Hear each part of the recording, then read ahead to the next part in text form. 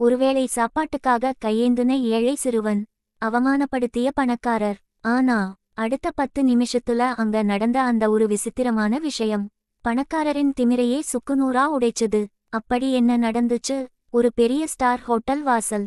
அங்க கிழிஞ்ச சட்டையோட பசியால மயங்கி விழற நிலைமையில ஒரு 10 வயது சிறுவன் நின்னுட்டு இருந்தான். அப்போ அந்த ஹோட்டல்ல இருந்து கையில் ஒரு பெரிய பிரியாணி பார்சலோட ஆடம்பரமான உடையில் ஒரு பணக்காரர் வெளியே வராரு. அவரை ஓடிப்போய் வழிமறிச்ச அந்த சிறுவன், ஐயா, அம்மாவுக்கு உடம்பு முடியல, 2 நாளா நானும் அம்மாவும் பட்டினி. அந்த சாப்பாட்டை கொடுத்தா புண்ணியமா போகும்யா அப்படின்னு கால்ல விழுந்து அழுகுறான்.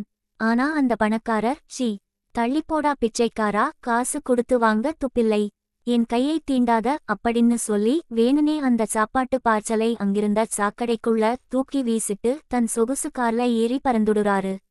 சிறுவன் அதிர்ச்சியில சாக்கடையையே பார்த்துட்டு அழுகுறான். ஆனா அந்த பணக்காரர் கார்ல போன அடுத்த 5 நிமிஷம் ஒரு பெரிய லாரி அவர் கார் மேல மோதி பயங்கர விபத்து நடக்குது. கார் நொறுங்கி அந்த பணக்காரர் இரத்த வெள்ளத்துல கார்ல இருந்து தூக்கி வீசப்பட்டு ரோட்டுல உயிருக்கு போராடுறாரு. சுத்தி நின்ன எல்லாரும் வேடிக்கை பார்த்துட்டு வீடியோ எடுக்கறாங்களே தவிர யாரும் காப்பாத்த வரல. அப்போ அங்க ஓடி வந்த அந்த ஏழை சிறுவன் தனக்கு சாப்பாடு தராம அவமானப்படுத்தினவர்னு கூட பார்க்காம தன் பசியையும் மறந்து இரத்த வெள்ளத்துல இருந்த அந்த பணக்காரரை கஷ்டப்பட்டு தூக்கி ஒரு ஆட்டோவுல ஏத்தி ஹாஸ்பிடலுக்கு கூட்டிட்டு போறான். அவரோட தங்க செயின், பர்ஸ் எல்லாம் ரோட்டுல சிதறி கிடந்தும் அந்த சிறுவன் அதை தொடக்கூட இல்ல. டாக்டர் வந்து சரியான நேரத்துல கூட்டிட்டு வந்ததால உயிர் தப்பிச்சிருச்சு அப்படின்னு சொன்னப்போ அந்த பணக்காரர் கண்ணு முழிச்சு பாக்குறாரு. முன்னாடி நின்னுட்டு இருக்கான் அதே ஏழை சிறுவன்.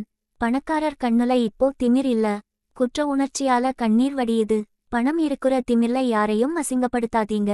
நமக்கு ஆபத்து வரும்போது நம்ம பணம் வராது, நாம அசிங்கப்படுத்தின மனித நேயம் தான் முன்னாடி வந்து நிக்கும்.